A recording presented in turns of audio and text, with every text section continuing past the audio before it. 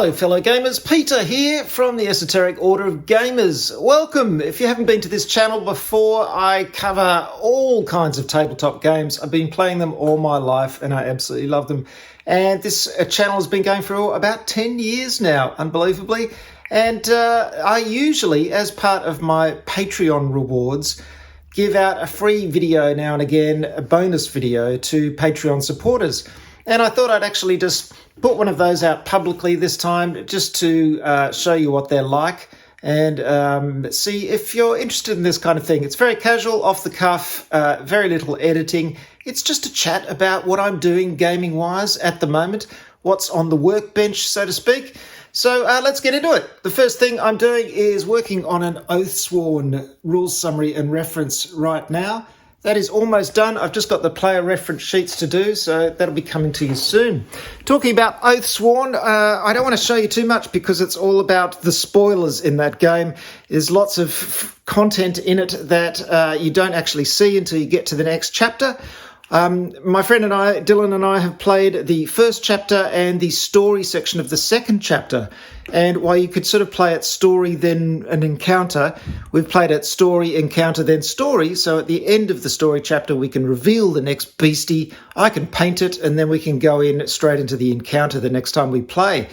And you're probably wondering, what's it like? Well, it's over there. As you can see down, there's a big box. Now, here are the mystery boxes. There are two of these boxes full of extra miniatures that will come up in the next chapters. There's also some extra stuff here like the armory, which is separate weapons you can add onto the characters. I'm not sure if that's really necessary.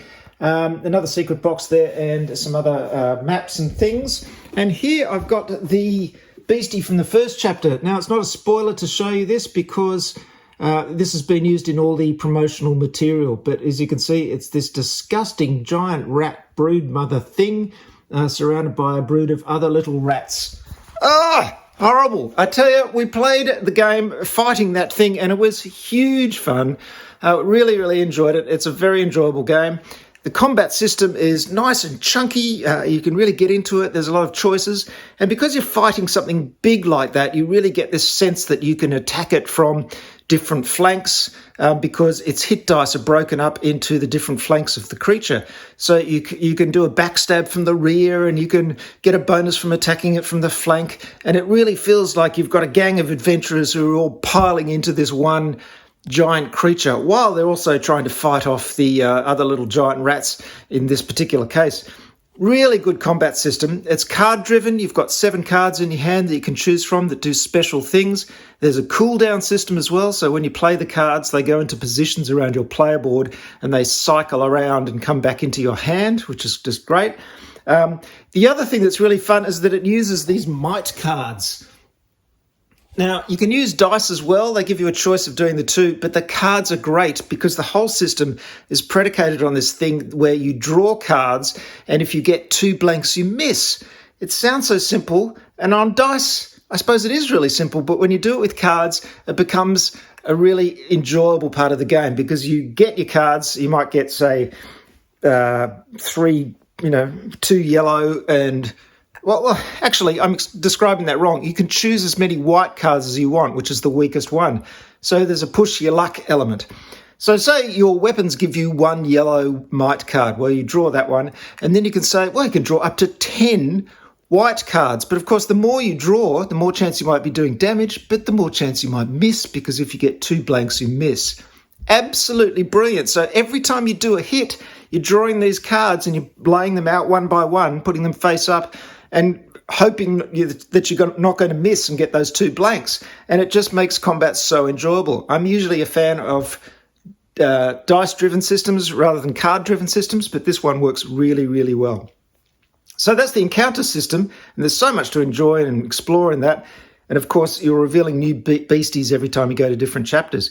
And the story system, which is basically, or at this stage anyway, on a map of a city, and you're traveling to different locations and trying to solve a mystery, and eventually you get sort of shepherded into the encounter. But it's beautifully narrated by James Cosmo, who was the head of the Black Watch in Nightwatch in Game of Thrones on TV. And his voice is just great. He does accents and everything as well. And it really immerses you in the whole thing. It's like a choose-your-own-adventure kind of thing, but with checks. And as you go, you can get more combat tokens. Combat tokens help you during the combat as well. So the two are connected. Works very well. So I can't speak highly enough of Oathsworn. They sent me a free copy, just letting you know. But I'm really, really happy with how it plays, and it's going to be a lot of fun. There's like 21 chapters, so it'll go forever. It's really, really cool. Lots of replayability too, I think. And also you could just set it up and do one of the combat games. What else have we got? Well, this just arrived. A huge amount of the Everrain. This is by Grimlord Games. And I actually bought this from someone in New Zealand who had got the entire pledge and decided that they didn't want to get into it. So I bought it for a relatively reasonable amount of money, and it looks really good. Now, I've read reviews, and they're not 100% glowing. They say there's some pacing issues, and sometimes you don't end up meeting the big bad, which is, here's an alternative one.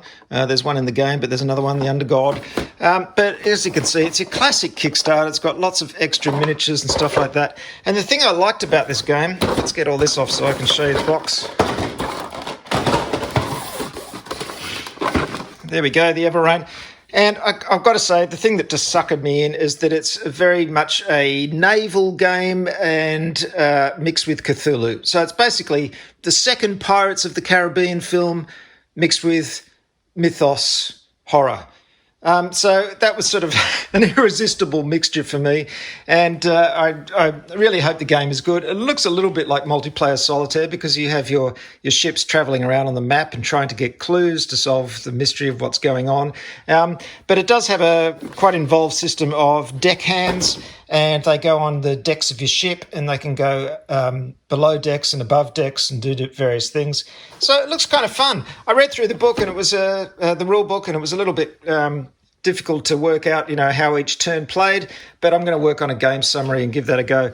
If nothing else, it'd be a fun solo game, I think. I just received from the wonderful people at War Cradle Studios this Black Wolf Battle Fleet set, and it kind of looks like Commonwealth, though it does say that it's for use with all factions, so I'm not sure what's going on there because this style of ship looks very much Commonwealth, and these are the what do you call these, skimmers or something that I've had before, but it's got also this great kind of fortress thing which looks fantastic, so I'm looking forward to getting into that. I know I haven't done a bit of Dystopian Wars for a while, and I do have a Union set sitting down there in the corner which I still have to paint and show you, so I haven't forgotten Dystopian Wars fans. I will be doing some more stuff about that great game, and also I've just got to play another game because it's been a while, and it is a fantastic, nice and gritty naval combat system, tabletop system, with a lot of chunkiness in it and, a lot of fun. And if you look at my battle report that I did with Dylan, you'll see that we had a huge time. We really enjoyed it. Very cinematic game. So, yeah, more to come from Dystopian Wars. Down there's a pile of Star Trek Ascendancy. The lovely people at Gale Force 9, who, as you know, support this channel quite a lot, sent me the Dominion War expansion and also the Breen Confederacy. And I thought, well, it's really time for me to do a bit of an overview of Star Trek Ascendancy with a focus on these new expansions. So I've updated my rules summary. I'll be giving you that soon. And then I'm going to do a video on Star Trek Ascendancy in general. I really want to get a battle report done of it as well. We've done one before, which was a lot of fun, and I'm trying to get another one together because it's such a cool game. Really enjoy it. Over here is sort of the painting queue. This is where I put a whole lot of things that need painting. The new Warcry Heart of Gur set, which I covered recently. I'm in the throes of painting that. As you can see, it's very much in a unfinished state. Got to get those done because I want to try the new Warcry system with the reactions that it has now. There's a few Wild West Exodus models here. This is Quadrilles Raiders, which are 3 guys on jet bikes. And I've just built those, but I've yet to paint those. That's another great game, Wild West Exodus. If only I had more time to play all of these great games. There's also a few Wild West Exodus figures here as well. These alien kind of faction guys. They're the only guys I've got from that faction, so I haven't done much with them yet. Over here, more Warcry stuff in half-finished painting state.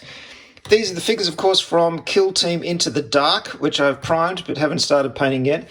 Oh, pile of shame is Firefight by Mantic Games. Really want to paint all these and have a go of Firefight because I did like the system. Of course, I've done my rules summary for it, but I haven't got a chance to play it yet, which is crazy. I've just got to paint all these orcs.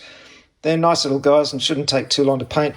I just did a little test one with contrast paints, and really, that's good enough to get it on the table. So I've got to do the same with all the rest. Over here, now these are the figures from Ulaya Chronicles, which is by the guy who did Drowned Earth. And I'm going to be doing a lot of coverage on this soon because I love the Drowned Earth stuff. And this is a sort of solo co-op version of the game. It's simplified. He sent it to me recently, and as you can see, I'm just painting up the figures so I can do a good overview of that game with painted figures and show you what it's like. So they're almost done. They're on their way to being done. Over here, these are the figures from Heart of Gur, Warcry, of course. And there's a sort of miscellaneous pile of shame over here. There's a troll. I bought that troll myself because I wanted to add it to my Cruel Boys for Age of Sigmar. And some dragons that are woefully waiting to get painted. They're kind of behind in the queue very much. So I've got to get into those. Oh, my goodness. The people from Parabellum Games kindly sent me this for Conquest, which is First Blood. Now, First Blood is the skirmish version of their game, Conquest. And this is a starter set using the Wardren, which is sort of the orcs who ride dinosaurs, and the Old Dominion, who are kind of an undead group. And this lovely looking starter set is it's got quite a few figures there, and I've really got to get into it. Look at all this, and learn the skirmish version, which is pretty close to the main version of Conquest. It's a bit simpler, and of course not for rank and file battles, just for individual battles. So that's another thing I've got to get into. Just not enough time. I've got to get into all this stuff. It's fantastic, isn't it? So, yeah, crazy. I know you're probably thinking this is obscene. Look at all these games. What is it with this dude? And I do apologise. It is crazy. I know there's a lot of stuff here. Some of this, I still buy things myself. Crazy, I bought the Everrain, but I did get Oathsworn for free. So it's a mixture of me buying stuff too much and getting some freebies. Talking about freebies, I also got this from Garfield Games, which is something completely different. Circadians, a Chaos Order. Now, this is a pretty full-on Euro-type game.